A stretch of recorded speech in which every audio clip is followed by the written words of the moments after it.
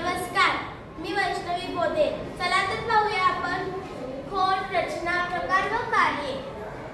प्रथम खोडांचे अवयव. अग्रज मुकुल, यापासून वनस्पतीची उंची वाढते.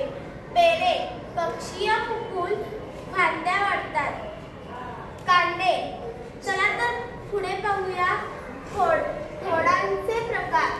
1. औषधी खोडे,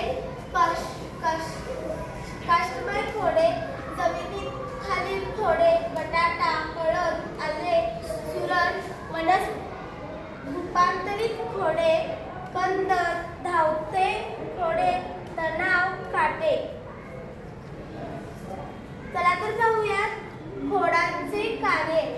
1. पाने, फांद्या यांना आधार देणे. 2.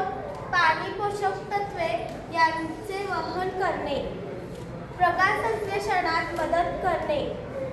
अन्न साठा करणे. बटाटा, आले, हळद. अनुकूलनासाठी मदत करणे. उदाहरणार्थ द्राक्षवेल, तणाव.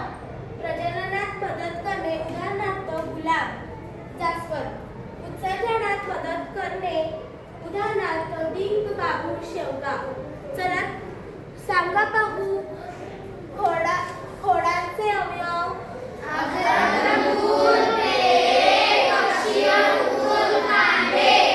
खोडांचे प्रकार.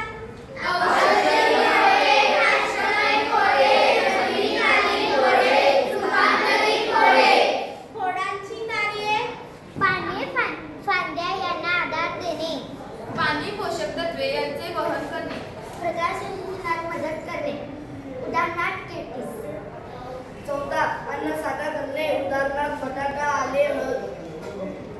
अनुकूलनासाठी मदत करणे. उदाहरणार्थ द्राक्ष, तणाव. प्रजननात मदत. गुलाब, जास्वंद. उत्सर्जनात मदत करणे. उदाहरणार्थ डिंक, बाबूळ, शेवगा. धन्यवाद.